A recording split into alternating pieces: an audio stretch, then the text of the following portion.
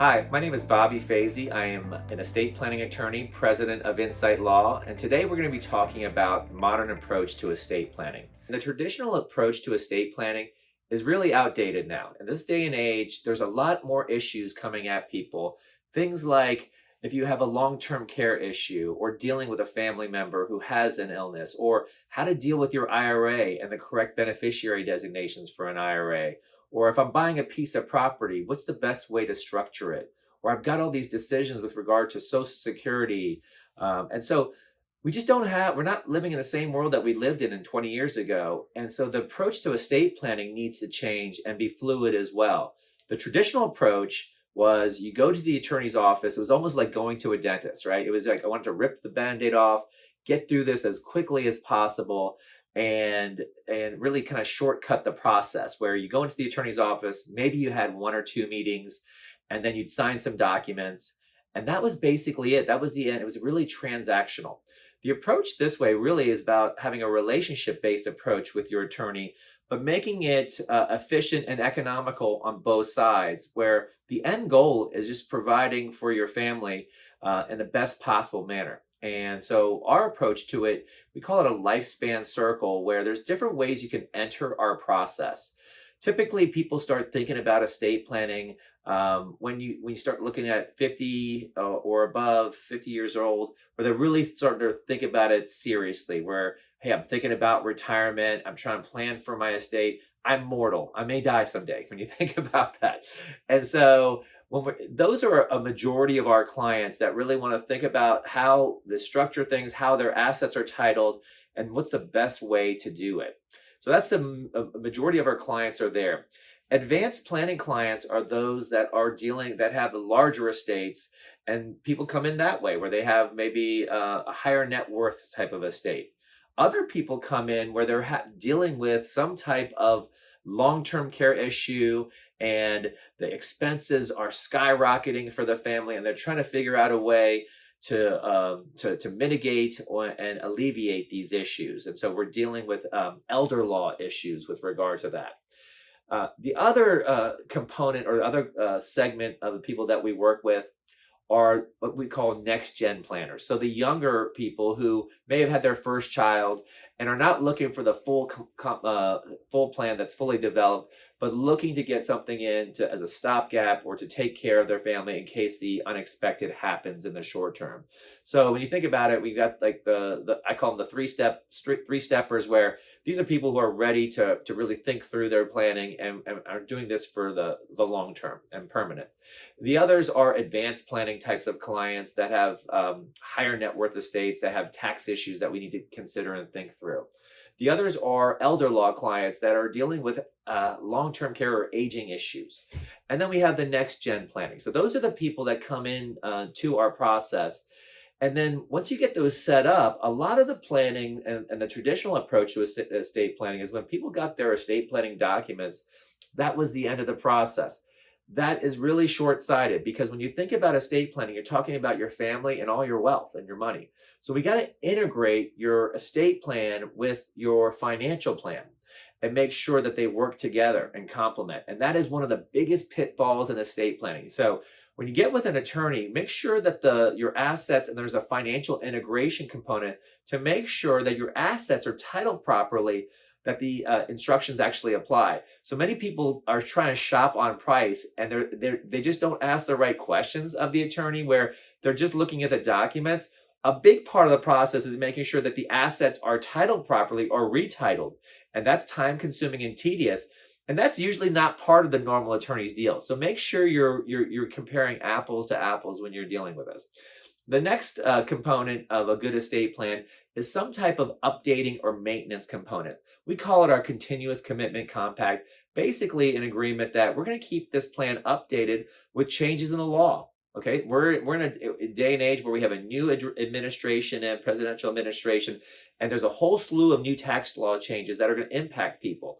And so if you have a plan from 5 years ago, how comfortable do you think that it's going to feel that it's going to actually work now with all the laws are changing? So the plan should change and be updated with changes in the law, and also changes in your personal situation. whether it be your health situation, your financial situation. Maybe 5 years ago, things look different than now, right? On the financial side, or 10 years ago. So things need to be updated with regard to that. And also, there's new techniques that the attorneys use. So I'm part of a national network of estate planning attorneys. We go to conferences. I'm part of different bar programs. I've obtained my LLM over the past 15, 20 years. Things have changed since I've opened my practice. And if you're working with an attorney, you're getting their best shot at that time, okay? But they're not going to live in a vacuum. They're going to get better as they go on if they're a good attorney. And so you want to get the latest techniques and strategies. And so the plan needs to be fluid to complement that. So work with an attorney that has some type of relationship approach. The way we do it is that we're not nickel and diming our clients. We work on a membership type of fee that's agreed to in advance for a whole suite of services, just depending on your specific situation. Once we get into the main, then if we've got a relationship, now we're just checking the vitals on an annual basis to make sure things are okay. If things change, what if there is someone has a stroke in the family, or there's a dementia situation, right? That wasn't happening before. And so that's where we might need some proactive elder law issues where, hey, we want to plan in advance and get the estate structured in a place where we can protect the assets as much as possible for not only maybe the spouse and for the disabled person, but also for the other family members. So that proactive elder law component, a lot of people don't miss the boat on that because they have no relationship with their attorneys that they can spot these issues ahead of time. So hopefully you'll never have to deal with proactive elder law. That means you're dealing with some type of long-term care illness where you need home care or need to go into a nursing home or assisted living facility. But that's reality. That's a life that we live now. And that's one of the biggest challenges that we see and face with our client families is if that does happen, we want to have thought through those issues ahead of time rather than be a very reactive approach, proactive versus reactive. And then when someone passes away, our process is not just to say, call us when something happens, right? Is that we have that in our process. We want to be with the family. And so we have a settlement security system that says, we've got a specific process. The death occurs. We give you the 911 information that you need to know, educate you ahead of time, that you feel comfortable that your loved ones are going to be taken care of, and that we have a very smooth process to transfer the wealth to the next people in line. In a married couple situation, we find that the surviving spouse may have a lot more issues than the typical beneficiaries or need more guidance. And so they have specific issues to them. For example, IRAs, individual retirement accounts, and 401ks. Those are treated differently for spouses than for other non-spouse beneficiaries. What do you do with them? Is it better to roll them over? Is it better to pay them to a trust? What are the pros and cons with regard to that? How should I hold my other assets? Should I hold them protected against a potential Medicaid issue? Or do I want them outright and maybe subject to creditors and the like? These are options. There's no one size fits all. It's about being counseled on your options at the appropriate time and at the current law. So a lot of times the traditional transactional approach, the attorney has no way of knowing all this information and they're trying to get caught up to speed.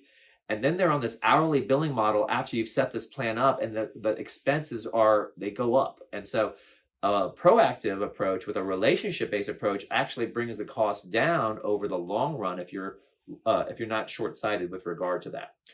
And then after the surviving spouse passes, if we're in a married couple situation, or just after our clients pass away, if they're not married, then there is options with regard to how the beneficiaries can receive their inheritance. Are we dealing with maybe minor children that need investment assistance that they can't manage the money themselves? Or even adult children that need investment assistance, right? Or is there a special needs issue or a health issue that we need to be aware of? Or what are the family dynamics, right? So there's different issues with regard to that. And so if the beneficiaries need some more handholding or some guidance on the financial side, we call that an enhanced settlement, where they have to go through a couple of different curriculums or topics on different financial issues, tax issues, different types of important issues that they need to be aware of before receiving their inheritance, that they get prepared for it. If they're good to go, or if they've gone through that, and then we have the Empowered Inheritance Program. And so a lot of people don't realize, and in this day and age, a lot of people ask me about asset protection and protecting their assets against creditors. one of the easiest ways you can give a gift to your family members is under trust law. One basic tenet of trust law is that you can leave your assets to your assets, your beneficiaries, but you can specify this is for my beneficiaries, not for their creditors, not for their ex-spouses, not for Medicaid to take if they have a long-term care illness. It's up to you to structure that and the attorney to counsel you on your options.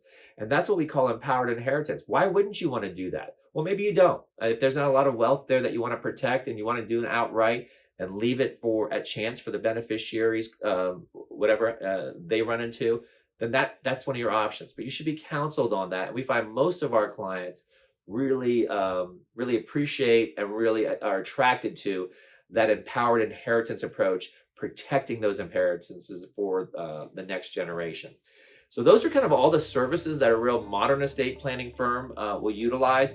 It's not a set it and forget it. Hey, come on in, very transactional, very short-sighted, and then many years go by, they call the attorney and they're trying to piece everything together. This is a rational, logical process.